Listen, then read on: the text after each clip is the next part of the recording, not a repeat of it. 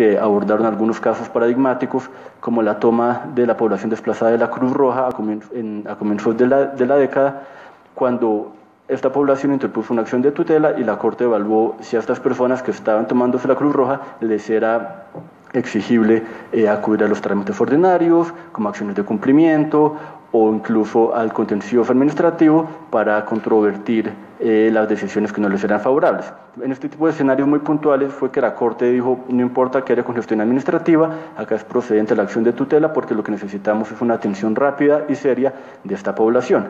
Por lo tanto, la Corte consideró a grandes rasgos que la acción de tutela era procedente para acceder directamente a un bien y servicio sin que medie actuación administrativa previa o incluso para impugnar la decisión administrativa desfavorable con independencia de que se haya agotado la ruta gubernativa y con independencia de que se haya acudido al contencioso.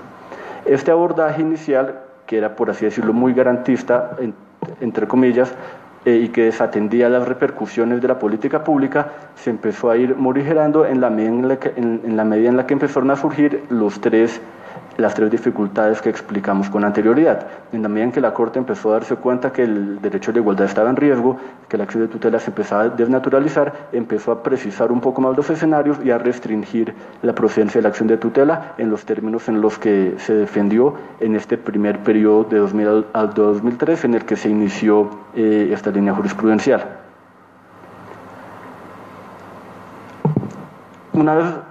Una vez la Corte tomó conciencia de los riesgos que estaban en juego, siempre buscó armonizar dos bienes jurídicos o dos principios jurídicos en tensión. De una parte, el imperativo de garantizar de manera idónea y expedita los derechos fundamentales de las personas desplazadas, pero sin que esto implicara una vulneración del derecho a la igualdad y sin desnaturalizar la acción de tutela. De una parte, la Corte enfatizó en que la población desplazada sigue siendo una población extremadamente vulnerable, que debido a la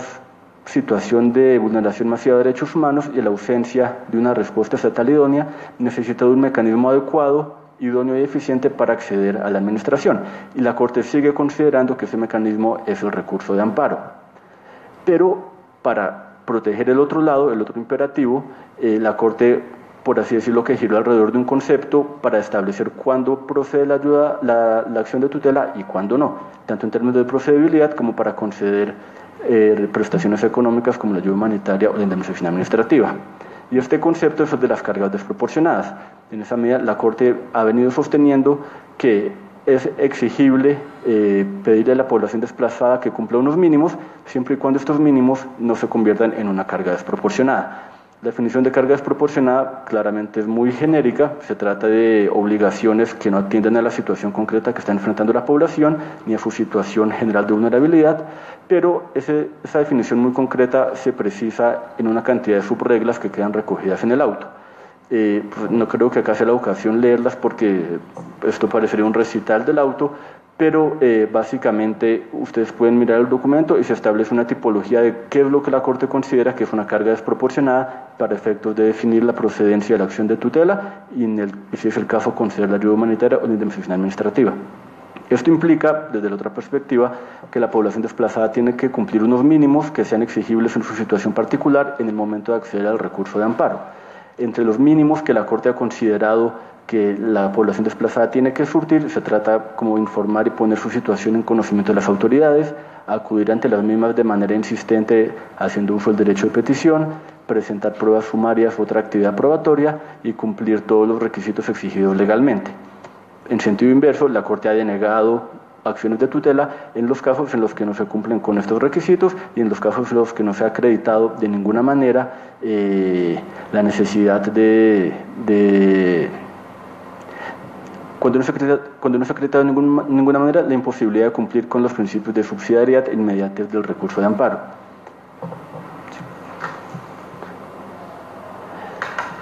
Ya no es de la perspectiva de las obligaciones mínimas de la población desplazada, sino de la perspectiva de las obligaciones del juez y de las facultades de oficio que tiene que desplegar. La Corte recientemente ha sacado 3 pronunciamientos en los que ha reprochado que los jueces únicamente entreguen la ayuda humanitaria porque no se contestó el derecho de petición de manera oportuna. Que estos son las sentencias que les comenté de los despachos de Rojas, de Linares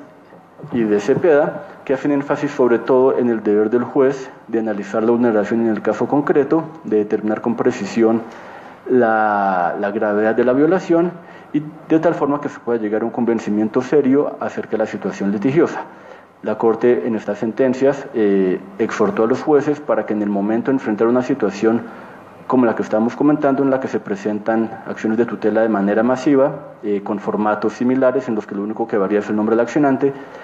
acudan a su facultad oficiosa para determinar estos tres aspectos, si es el caso a través del decreto de las pruebas de oficio, para así llegar a la certeza sobre los hechos y dictar una sentencia bien informada. En esa medida, pues en el auto simplemente se retoman cuáles son algunos de los escenarios bajo los cuales los jueces se encuentran en el deber de decretar pruebas, haciendo referencia a los antecedentes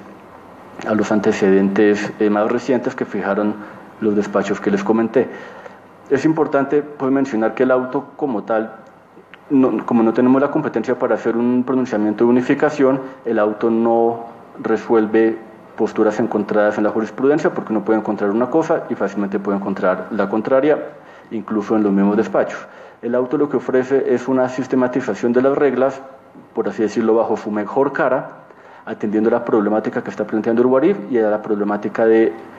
ponderar los bienes jurídicos que les estaba comentando. En esa medida, pues obviamente encontrarán sentencias que van a decir lo contrario, que pues van a ser muchas, pero el auto busca sistematizarlas y presentarlas bajo su mejor cara, y a partir de ese análisis es que se analiza en específico cómo tramitar los derechos de petición cuando a partir suyo se solicita la ayuda humanitaria inmediata, que es lo que va a explicar David a continuación. Bueno, buenos días. Entonces, de cara a lo señalado por Félix, dentro de las obligaciones del operador jurídico y en particular con el fin y quisimos traer como esta relación de reglas que recoge el auto, es particularmente con el fin de servir a los jueces de instancia y también en sus despachos para poder orientar decisiones, como decía Félix, desde la cara más amable de la jurisprudencia frente a casos muy similares en relación con el abordaje del derecho de petición cuando tiene relación con la atención humanitaria, la atención humanitaria cuando es impugnada, digamos un acto administrativo impugnado por no conceder la ayuda humanitaria, y finalmente la indemnización administrativa también que ha sido concedida en sede de tutela y pues con las observaciones que precisamente el auto recoge y que pues también de nuevo la invitación a que pues puedan revisar. En la primera, en materia de derecho de petición, pues la Corte estableció que los jueces no están investidos en la facultad de ordenar que se realice el pago de la ayuda humanitaria mediante tutela de manera discrecional, automática, generalizada, ante cada solicitud por petición que no es resuelta de manera oportuna o adecuada por parte de las autoridades. Y en esta medida entonces impone al juez la carga, retomando un poco lo que señalaba Félix anterior del principio de oficiosidad, también de decretar las pruebas que se requieran y en esta medida pues reconocer, por ejemplo, algunos aspectos, como es respetar el orden de turnos establecidos por las autoridades competentes. En materia de turnos, esto ya fue valorado también por la Corte, en el sentido en que entendió que los turnos estaban justificados constitucionalmente, tenían una justificación constitucional, en la medida en que era una forma racional de la entrega de la ayuda humanitaria y no violentaba el derecho a la igualdad. Entonces, en esa medida, es una de las primeras reglas que recoge el auto, que para efectos de reconocer del derecho de petición, los jueces no pueden de forma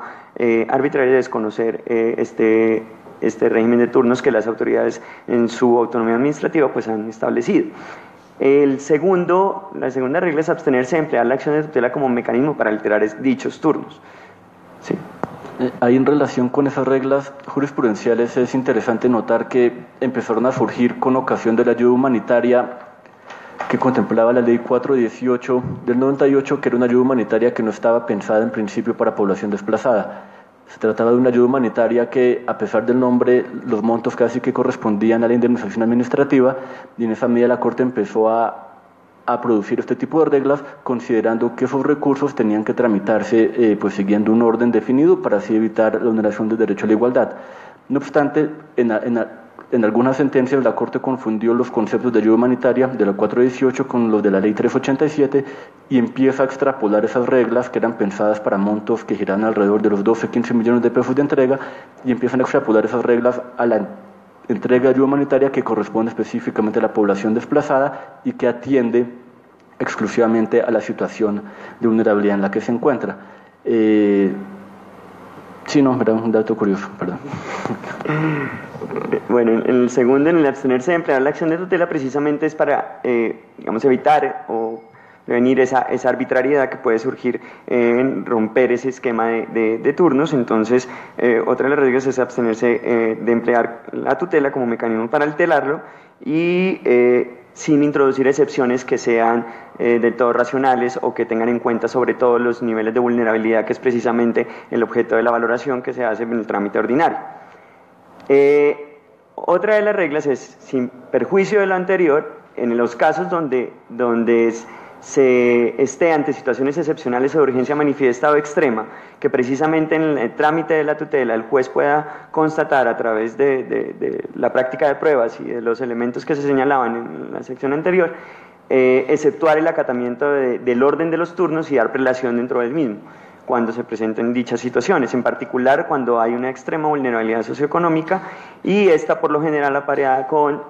asuntos de etario, étnico, género, discapacidad. Ahí es importante precisar que la ayuda humanitaria no tiene que confundirse con un mecanismo de política social para superar la pobreza, que es un poco una situación que uno identifica cuando los jueces se enteran de personas pobres que no viven en las condiciones adecuadas en términos de vivienda, en términos de acceso a proyectos productivos, y a partir de eso consideran que no se ha alcanzado la estabilización socioeconómica y por eso consideran que hay que entregar la ayuda humanitaria una vez más, y si se trata de población diferenciada, ordenan incluso que se entregue de manera ininterrumpida. Pero en este punto es importante precisar que la misma ruta que establece el gobierno distingue distintas fases. Una cosa es la subsistencia mínima, que literalmente es lo mínimo, y otra cosa es la estabilización socioeconómica. Para la estabilización socioeconómica, lo que debe activarse no es la ayuda humanitaria, sino los programas de generación de ingresos. Y en esa medida, por más de que las personas estén muy mal económicamente, eso no es una razón para entregar indefinidamente la ayuda humanitaria, sino más bien buscar gestionar y canalizar los programas de generación de ingresos para que así, que son mucho más globales y mucho más comprensivos, para así tratar de abordar esta situación que claramente es igual de urgente. En la experiencia que nosotros hemos tenido en el seguimiento, en alguna ocasión en el 2013,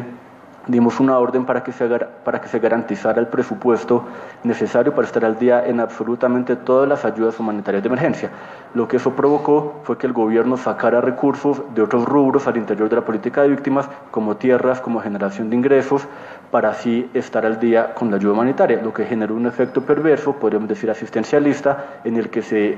retiran recursos de generación de ingresos, que es el aspecto clave en materia de desplazamiento forzado, para asignarlos a la ayuda humanitaria. En esa medida, por más que en el auto no se dice de manera expresa,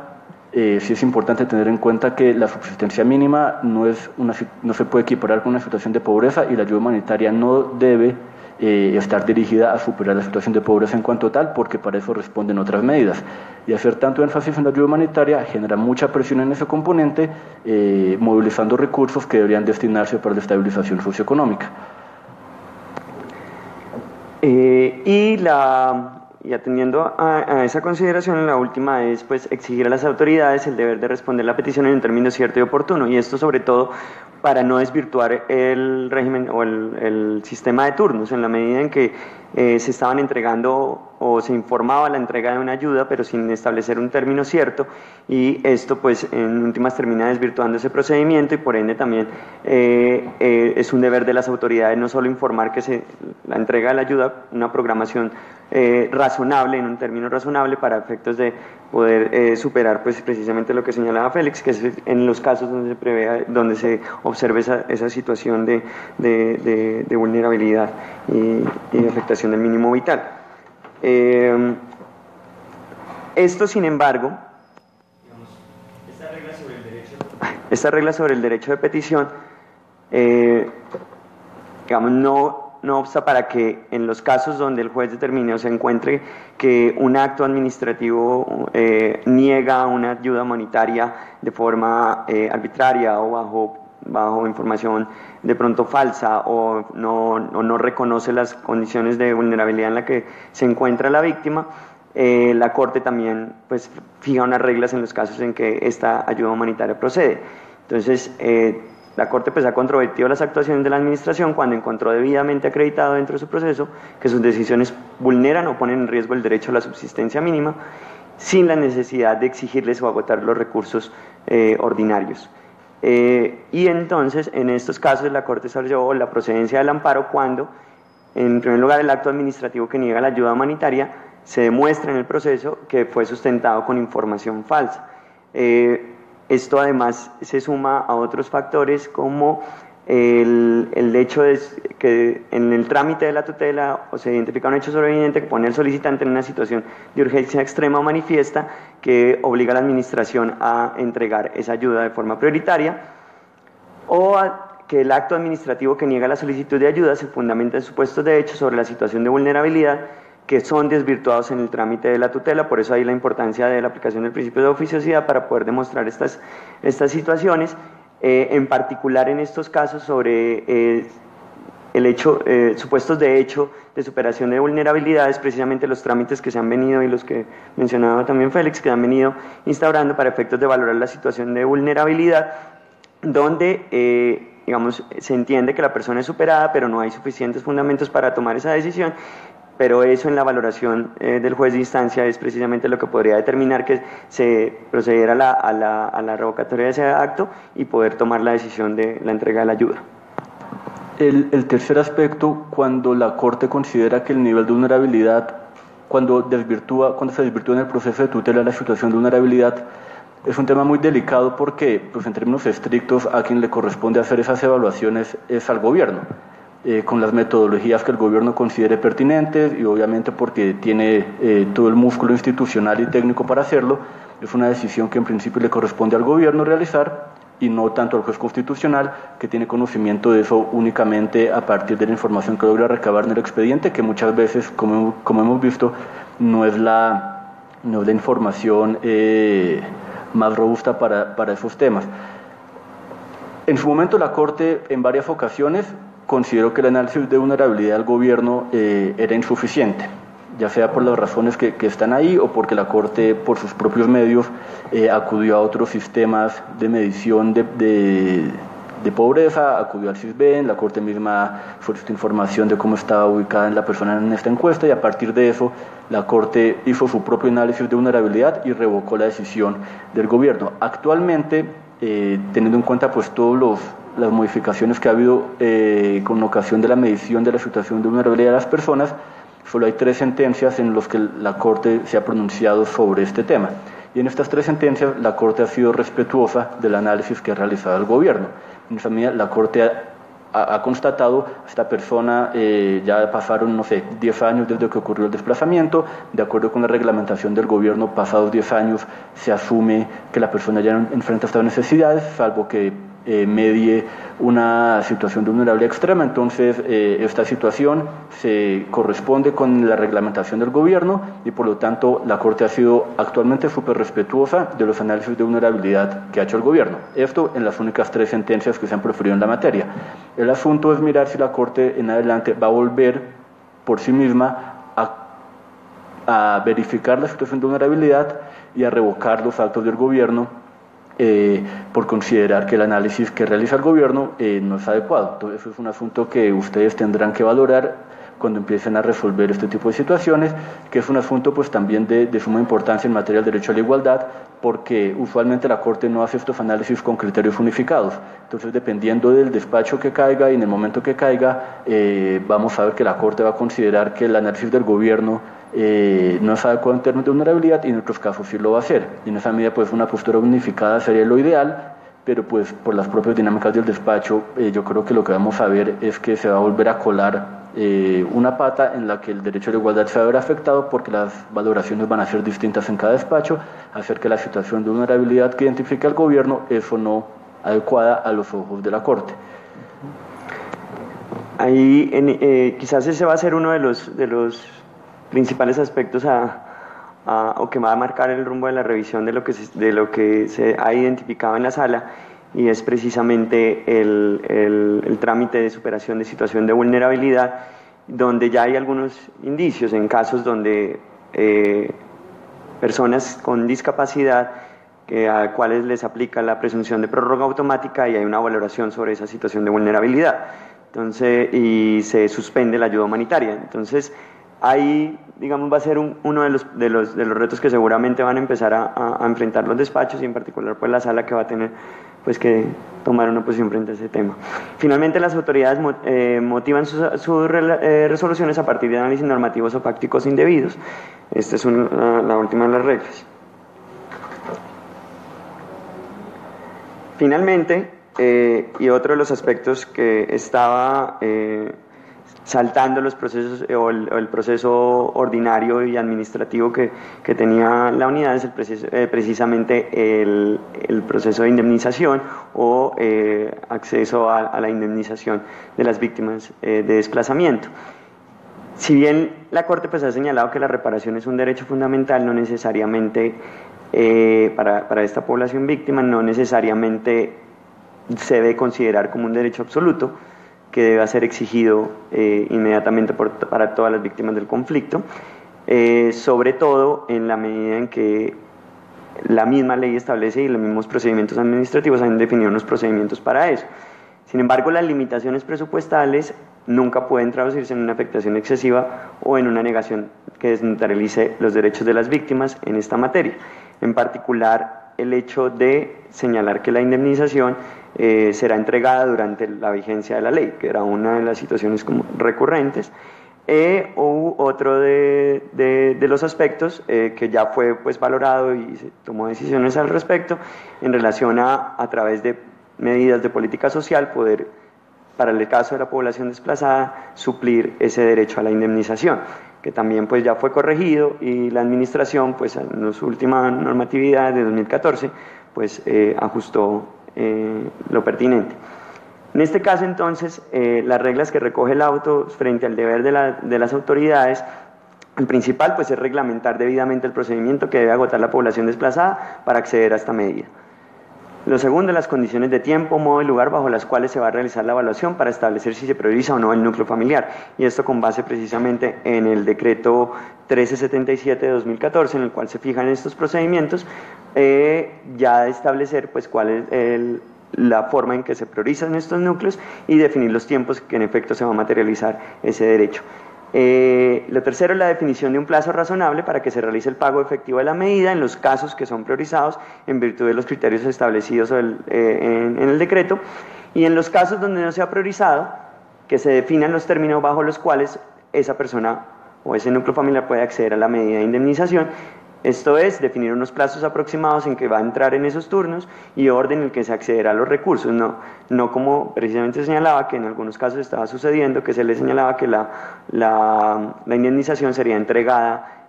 durante la vigencia de la ley, o el término que contaba la administración para poder entregar esa indemnización sería el mismo término que tiene la vigencia de la ley. Ese básicamente es el resumen de la sentencia. Los principales aspectos que resaltamos, pues dejamos el espacio entonces para preguntas que tengan. Yo voy comenzando y quería que nos explicaran un poco. Bueno, eso es lo que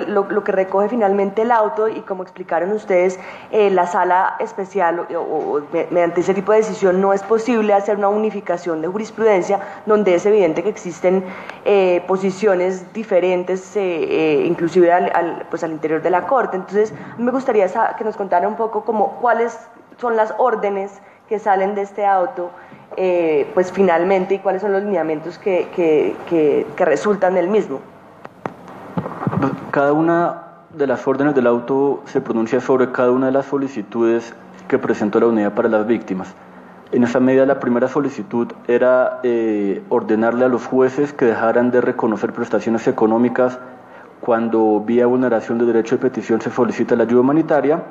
y darle un plazo a la unidad para que ella misma tramitara todas estas peticiones de ayuda humanitaria de acuerdo con los criterios de priorización que el gobierno ha fijado al respecto. Frente a esta solicitud, se deniega por considerar que es desproporcional prohibirle a la población desplazada que en aquellos casos de vulnerabilidad que lo ameritan dejen de acceder a la ayuda humanitaria para poder acceder a los recursos que necesitan de manera tan urgente. No obstante, a continuación se exhorta a los jueces para que sigan estas reglas, sobre todo en respeto de los turnos, porque un adecuado manejo del respeto de los turnos permitiría conseguir los fines, pues eso es lo que se considera en el auto, que persigue la unidad. En tanto permite que se respete el procedimiento administrativo, que se respete con ello el derecho a la igualdad y que únicamente de manera excepcional se dicten medidas relacionadas con la situación de emergencia. La misma solicitud se hace con la indemnización administrativa. En este caso la Corte sí concede la solicitud de la unidad para las víctimas, porque tal como están las cosas, en unos pocos años la mitad de los recursos con los que cuenta la unidad para este rubro se irían evacuados por la ruta judicial y no por la ruta administrativa, lo cual implica un visible desequilibrio institucional, y en esa medida se exhortó a los jueces para que dejen de ordenar directamente la indemnización administrativa y que suspendan el cumplimiento de estas órdenes en un plazo de 6 meses, para que la unidad para las víctimas se ponga al día con los procedimientos internos y los tramite ella de acuerdo con sus criterios de prioridad. Lo anterior sin perjuicio de las situaciones de extrema urgencia que de acuerdo con el propio gobierno podrían requerir el acceso a estos recursos, caso en el cual se mantiene la facultad para que los jueces lo ordenen en el caso que lo consideren, pero no de la forma mecánica como se está haciendo, sino siguiendo, por así decirlo, todas las consideraciones que les contamos, exigiendo un mínimo de agencia para la población desplazada en los casos en los que sea viable, y pues realizando un ejercicio proactivo y acudiendo a la facultad oficiosa de pruebas en los casos en los que la información con la que cuente no sea suficiente. En esa medida se deja esa facultad para que los jueces sigan entregando, pues no entregando, pero ordenando la entrega de la indemnización administrativa en esos casos excepcionales y de una forma bien motivada y razonada. La segunda solicitud de la unidad para las víctimas consiste en suspender los desacatos que están pendientes y levantar los desacatos que se causaron durante el 2011. La petición original pues sugería que indefinidamente. En este caso, en el auto se concedió parcialmente esta solicitud únicamente para los años 2014 y 2015, que fueron los años en los que se acreditó que realmente se presentó una situación excepcional, porque en los años anteriores se presentaban cifras similares a las que enfrentaba Acción Social y el DPS cuando ellos estaban operando esta política, sin que en ese caso se hiciera una solicitud semejante y sin que en esos casos la Corte le diera un trato tal como el que solicita la unidad a los directivos de entonces. En esa medida se concedió la orden, pero se circunscribió únicamente a los años 2014 y 2015 y 2016. Y ya las otras solicitudes eran puntuales sobre un exhorto acerca de la agencia oficiosa a los jueces que se concede, y solicitar a la Fiscalía, solicitar una comisión en la que miembros de la sala acompañaran a la Fiscalía en la realización de diligencias judiciales para evaluar cuándo los tramitadores estaban realizando conductas antijurídicas, generalmente de intermediación indebida, para cobrarle a las personas desplazadas el acceso a las medidas a las que tenían derecho, sobre todo en algunas regiones, particularmente en Antioquia, y pues no se concedió esta solicitud porque la Fiscalía ya está trabajando sobre eso y no encontramos que representara ningún valor agregado que algún miembro de la sala se desplazara a conocer la situación que estaba documentando la unidad. Aquí yo quería simplemente agregar, y es que el auto, si bien la gran mayoría de las órdenes pues van orientadas precisamente, son exhortos a los jueces y precisamente en aplicación de estas reglas que estábamos mostrando, también pues advierte que precisamente esto no implica que los jueces se abstengan de tomar decisiones para garantizar los derechos en los casos en que lo pruebe o lo identifique que hay una vulneración. Incluso advierte o señala que estas reglas o los jueces pueden apartarse de la aplicación de ellas en la medida en que lo justifiquen adecuadamente y probadamente. Entonces ya hay también un llamado muy importante que hace el auto precisamente a que las decisiones judiciales se vayan en la vía de precisamente lo que se señala acá. Una pregunta muy procedimental. En varias partes del auto se insiste en que es necesario, obviamente, que exista una actividad probatoria, juiciosa del juez para determinar las reales condiciones de vulnerabilidad de los peticionarios y de esa manera pues poder fallar sin entregar o ordenar entregar ayuda humanitaria de manera indiscriminada. La pregunta es, en el análisis jurisprudencial que hace el auto, no sé si se encontró algo acerca de cuál ha sido la postura de la Corte acerca de la aplicación de la presunción de veracidad en estos casos ante la omisión de respuesta por parte de las autoridades. Es algo muy común, de hecho se ve bastante, incluso cuando es la misma Corte la que ejerce la actividad probatoria, pues creo que de ahí para abajo una jurisdicción pues debe ser mucho peor. Entonces no sé si el auto ofrezca alguna clase de reglas en particular, y si no lo hace, pues ya quisiera como la opinión de ustedes que estuvieron revisando esto, que cuál sería tal vez ahí el margen para la utilización de la presunción de veracidad, porque pues creería de una manera muy preliminar que no se puede aplicar tal cual como se aplica en otros casos, teniendo en cuenta la importancia de la definición fáctica de la situación de vulnerabilidad en esos asuntos. El auto en su primera versión solo tiene unas consideraciones ligeras acerca de ese tema, atendiendo a la problemática de bloqueo institucional en que se encontraba la unidad. En esa medida se especificó que, atendiendo la incapacidad que tiene para responder oportunamente a las acciones de tutela, no se puede aplicar mecánicamente la presunción de veracidad, porque eso implicaría volver precisamente a este círculo vicioso en el que se privilegia una ruta sobre la otra, y las pocas consideraciones que se hicieron en esa primera versión consistían en la necesidad de que el juez tenía que las personas desplazadas tenían que acreditar los elementos mínimos para que el juez pudiera dar por hecho, por cierto, los hechos que se alegan, y en esa medida aplicar la presunción de veracidad. Con los comentarios y la retroalimentación que hubo por parte de los otros despachos, se incorporaron ya las reglas más decantadas en materia de presunción de veracidad, que fueron las reglas recogidas en los pronunciamientos del doctor Cepeda, de Rojas y de la doctora Calle, que son los pronunciamientos más recientes que hay sobre la materia, en los que sí ya se ocupan puntualmente de este principio y la manera como hay que darle forma en la práctica jurídica. No, hay, obviamente los antecedentes de fondo no los conozco muy bien, pero en relación con eso, quizás es importante la valoración sobre la flexibilidad, que ya lo presentó Félix, la flexibilidad de los principios de inmediatez y subsidiariedad en la valoración de la acción. Entonces, ahí precisamente era romper con esa cadena o ese fenómeno de frente al gran aumento de derechos de petición y las tutelas que se estaban concediendo por la incapacidad de poder dar respuesta oportuna, precisamente por la aplicación del principio de veracidad, por no una respuesta adecuada por parte de la administración. Los jueces inmediatamente estaban ordenando eso pues en aplicación de estos principios, y un poco el llamado que hace el auto es tomar estas reglas que ya revisamos para flexibilizar o entender flexibles esos principios de inmediatez y subsidiariedad.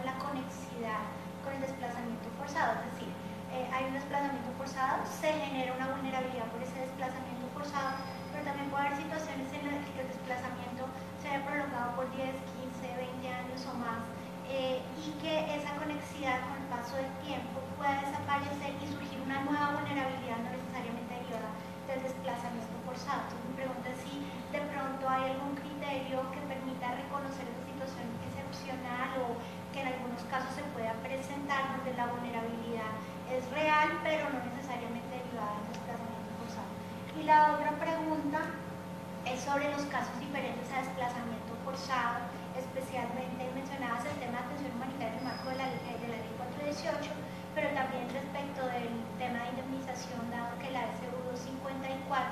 hace relación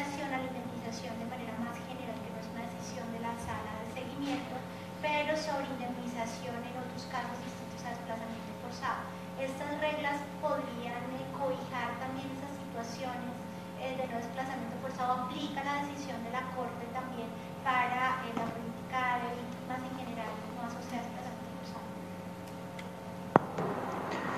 forzado? En relación con la primera pregunta, yo creo que tú planteas precisamente la dificultad que surge cuando el juez hace análisis de mediciones de vulnerabilidad. Porque el gobierno, pues tú que vienes de él lo tienes más claro que todos, establece una causal en la que se establece que la situación de carencias no es atribuible al fenómeno del desplazamiento forzado. Y yo creo que ahí es donde entraría tu pregunta, una situación de vulnerabilidad, ¿qué rol juega y si guarda relación o no con el desplazamiento forzado? Los precedentes que nosotros tomamos no hacen un análisis que tematizan de manera profunda sobre este tema, sino que es casi que una cuestión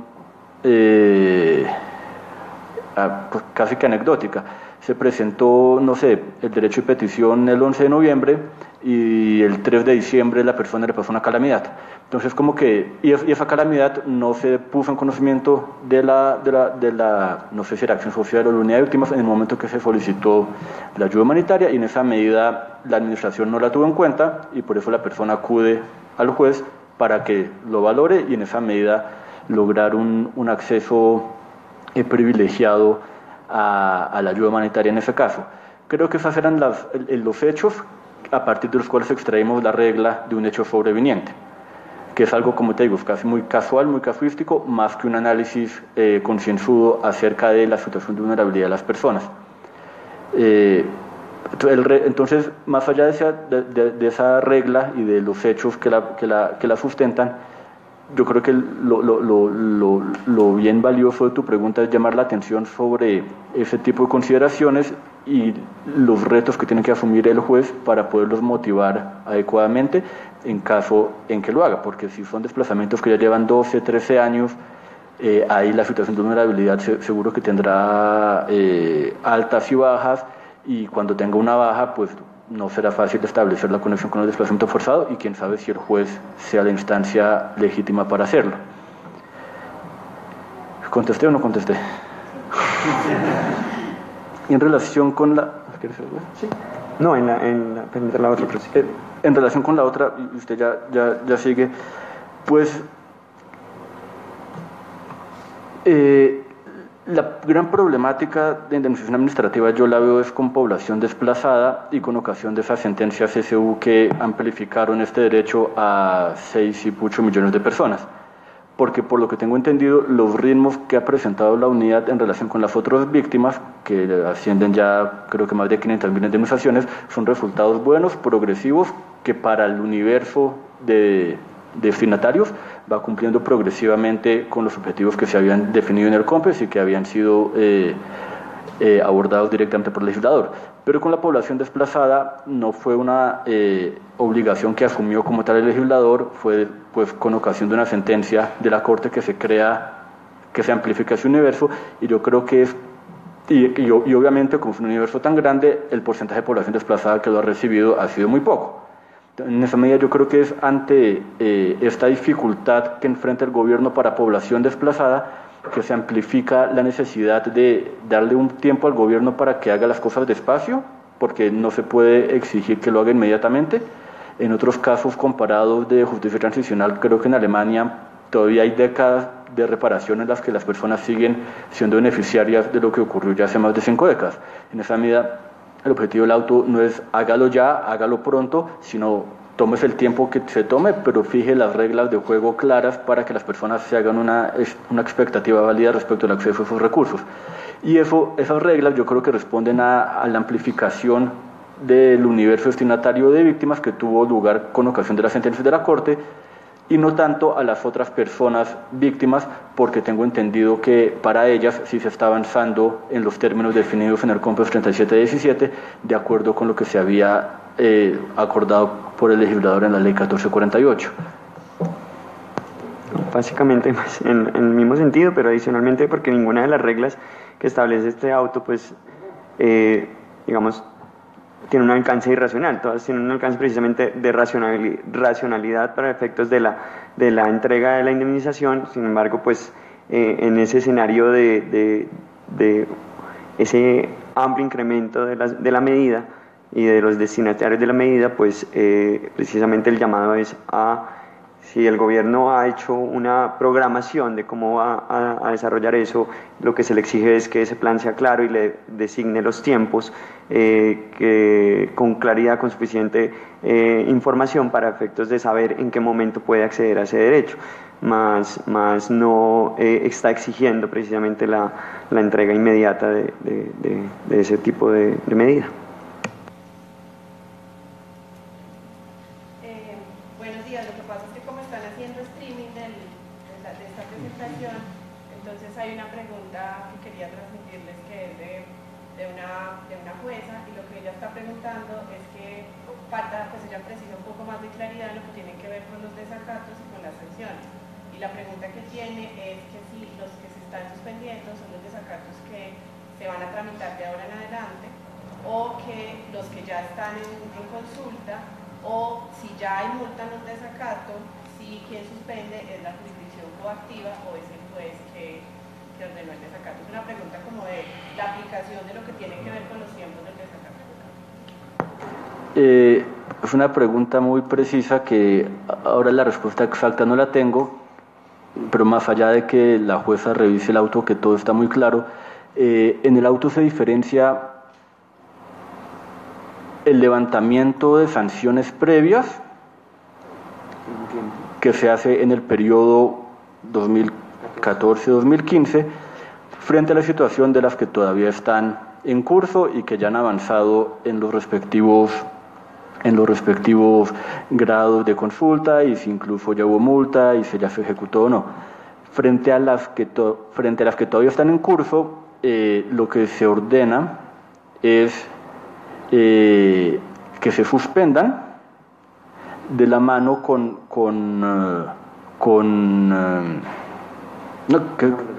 que se suspendan y que se levanten, pero para el periodo de 2015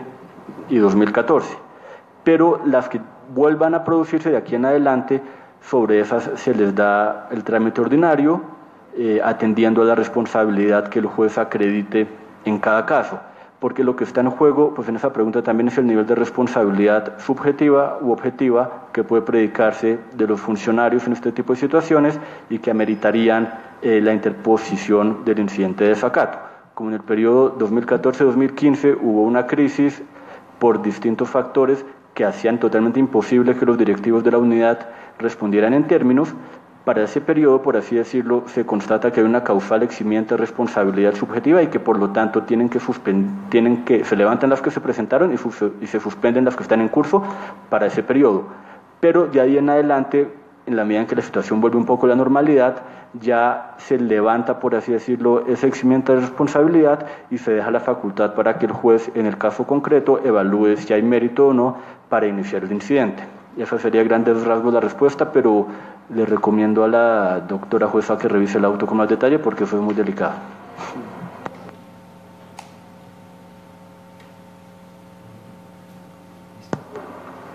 Vale, pues muchas gracias por venir. Esperamos que esta sea como una primera de varias